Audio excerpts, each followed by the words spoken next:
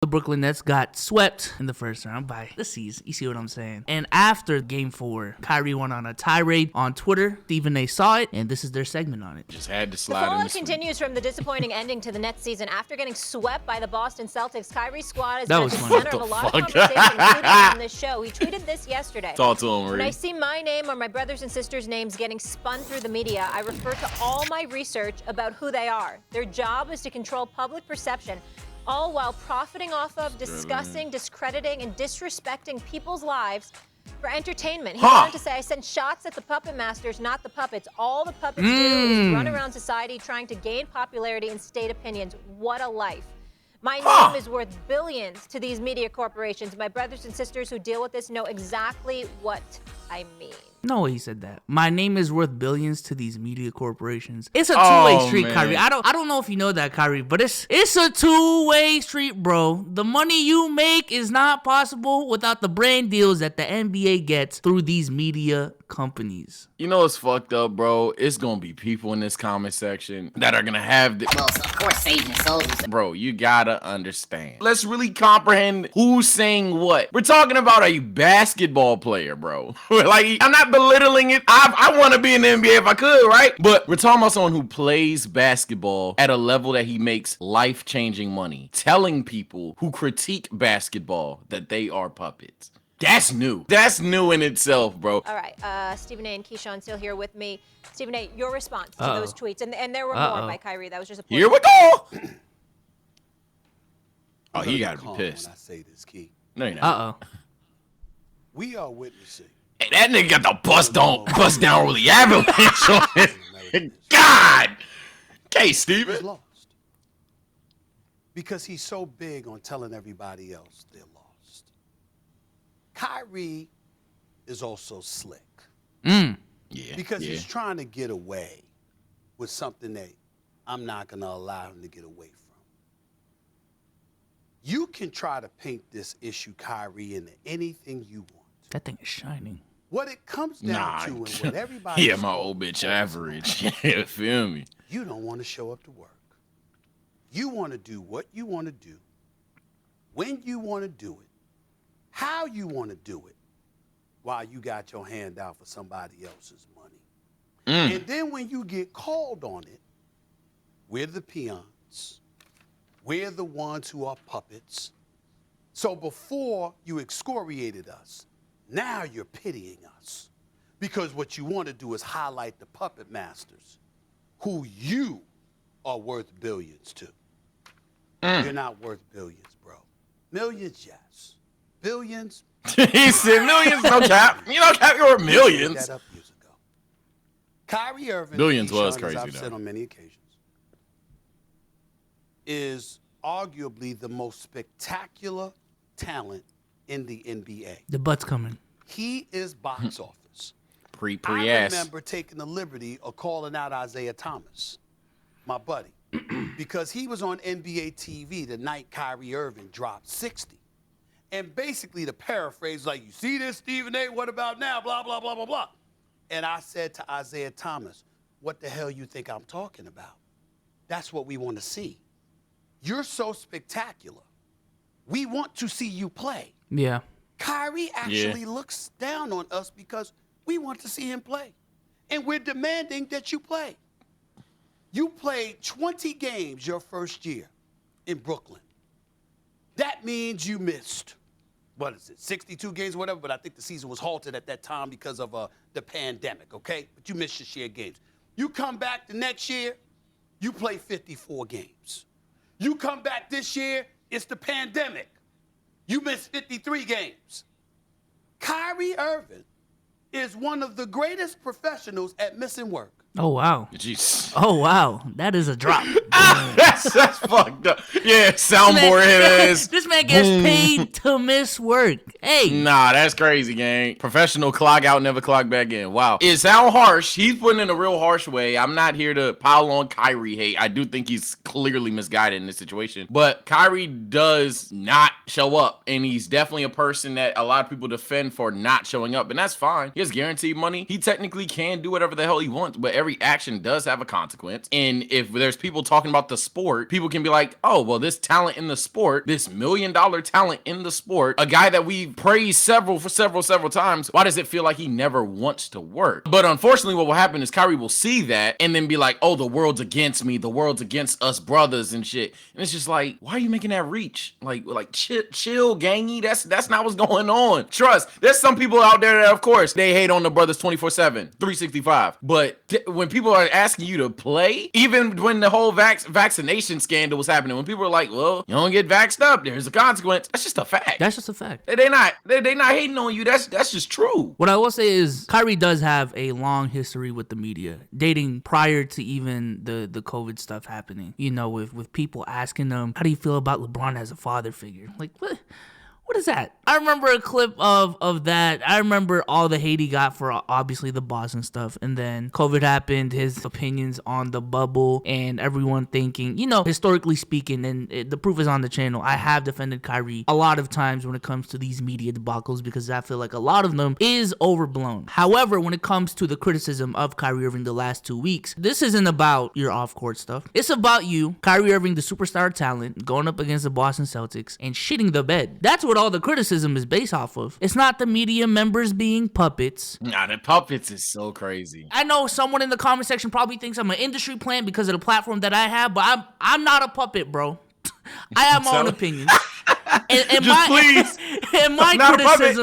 my criticism is based off of the fact that he just shit the bed against the Celtics. This, you're overblowing it, in my opinion. Yeah, and they're not even really on your head. It was on your boy. But whatever. Right now, the season is over. He got 6 months off. 6 months off on top of the 53 games that he missed. Okay? And he's getting paid over $30 million. And don't think for 1 second he didn't get his money. He got money now. He got his money when he missed. So here you are. You don't want to work unless you want to do it when you want to do it. You come back from the whole mandate. And even though you had spectacular games, there were other games where you were struggling. And literally, he went on the record and was talking about he ain't got his legs. That he's a little bit tired. Well, what the hell were you doing with all of that time off? It's beyond the pale to ask that question.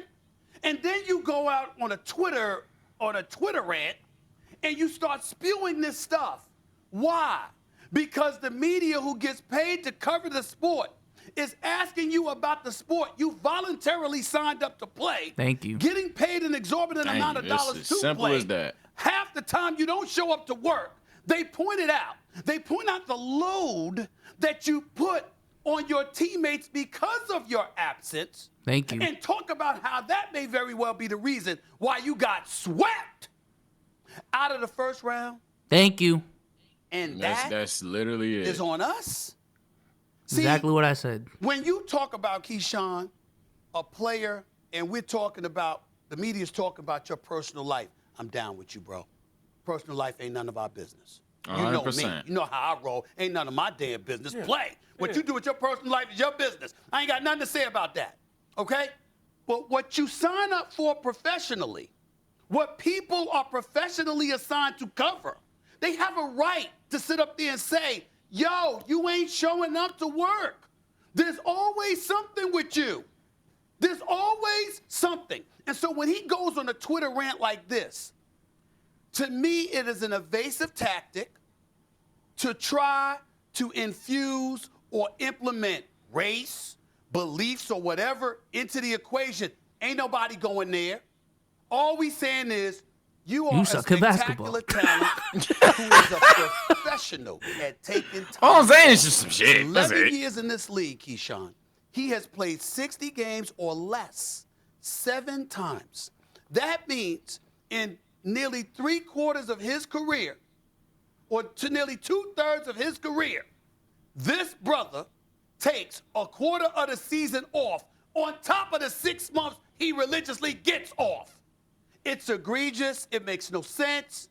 And the fact that he could sit up there and act, I don't know where they at, but Caesar's Palace, at a nice time view. when he is swept, Yeah. home watching the playoffs just like us, not participating, having broomsticks brought to your building, a building you very infrequently show up for, by the way, to sit up there and act like you are a victim and somebody has mistreated you is what I find weak. To keep the conversation basketball related, I feel like when it comes to evaluating players, and we all talk about rankings and who's better than who, it's a fun conversation to have. When it comes to that conversation, I ain't gonna lie, especially after seeing Kyrie throughout his whole career, and a lot of these players throughout his whole career, their whole career, health and availability has to be a part of the conversation. I've gotten to that point. You want to agree or disagree with me, but to me, that has to be a part of the conversation. Last year, when I made my top 50 in the NBA list, one of the rankings that a lot of people had trouble with and was mad at me for was Donovan Mitchell over Kyrie Irving. Now, I agree, just talent-wise, Kyrie Irving is more talented than Donovan Mitchell. I will give you that. However, when it comes to who I want on my team, I'm taking the guy that's 85% the talent that Kyrie is, but is going to be there a majority of the time. I'm sorry, just more reliable.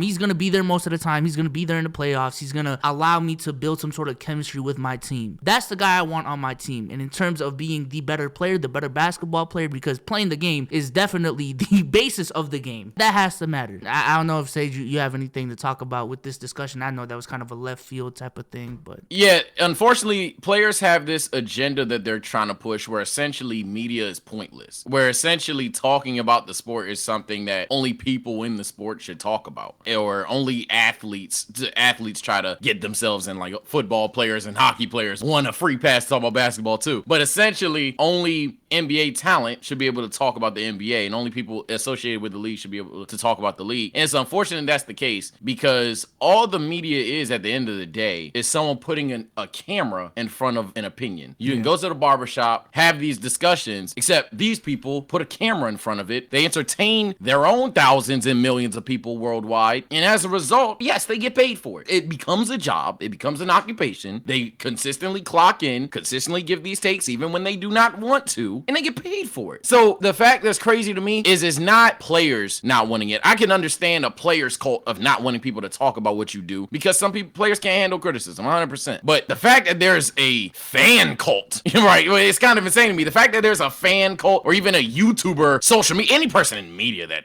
you're an idiot. But the fact that there's people that are like, nah, they spit and we really shouldn't be talking, bro, unless you're praising a player. Ain't that the red flag? Ain't that like, hello? Ain't that a concern for you, bro? Like, only talk about them if it's in a positive limelight. But if you're ever criticizing, if you're ever looking anything from a more analytical perspective and you're like, that ain't that right. Now you're a hater, you're a pawn, because he used the word pawn too. Like, these are crazy labels. Racist, pawn, peon. What else has he said? What did he say in this one? Puppets. This ain't, puppets. Thank you. Like, nah, this ain't right, bro. And no, it's not coming from the YouTuber, man. Yo, I've barely been doing this for 2 years. I forget the first year all the time. The first year I was dog shit. I'm not that much different from y'all. I'm a chat nigga. I watch YouTube. I still watch YouTubers. Still, whenever we on the podcast, a guest come up that I like watched last night, I'd be like, hey, we're trying not to be starstruck and shit. We relate to you guys. Are not that different. We just put a camera in front of it. I promise you, bro. I promise you. And let me tell you, I've always thought it, and I do definitely think it now. It's an idiotic standpoint to have, but people and players are gonna stand what they want to stand. He's entitled to his opinion. It's just completely wrong. But also, critiquing is just a part of life. Like, Kyrie, if you didn't critique your own game, if coaches didn't critique your own game growing up, you wouldn't be the player that you are right now. Critiquing is a part of life. So, people are more vocal than others. They have certain tones that people don't like compared to others. It's not always going to be nice. I'm sorry. That's just not how people speak. When you were in Boston playing those games, you said, suck my dick to that guy for a fucking reason. That wasn't nice. So, nah. With this case, Kyrie, I'm with you most of the time, and I do agree in the grand scheme of things, you are overhated, but when it comes to this case, everyone kept it basketball. For the first time in the last couple of years, the conversation was about you, basketball, and your performance on the court. And we kept it that way. So, nah, I can't roll. I can't roll with the puppet shit, bro. I'm sorry. Yeah, I can't do it. And it's definitely for anybody that would argue, and I do this a lot. I need to stop. But crazy. Anybody that would argue, well, he never talked about it just being hate or anything, bro. It's never the media's toxic when we're talking about, oh my God, Kyrie hit one of the clutchest shots of all time. It's never toxic when the Celtics fleece the Nets the Cavs because they got Kyrie. It's never toxic when we call them the most skilled duo. But it's always something when we're like, if Kyrie missed games all season long, and chemistry's very big flaw that we saw in this Nets team come the postseason, is it possible that it's because he missed? The fact that that's like a headline, we're not pawning off your name for money. Your name could be, I don't fucking know, mostly sunny. Like a fucking cartoon. Your name could be Mostly Sunny, 68 degrees Fahrenheit, and I promise you we would talk about it. Not because that's your name, not because we're obsessed with you. Billions is crazy, by the way. Not that we're obsessed with you, but you are a player in the sport, and we're just talking about the sport, bro. That's it. That's literally it. If you guys like this video, go ahead and check out this video right here. Another video about Kyrie Irving, and we will catch you guys on the next one. Peace out. Peace.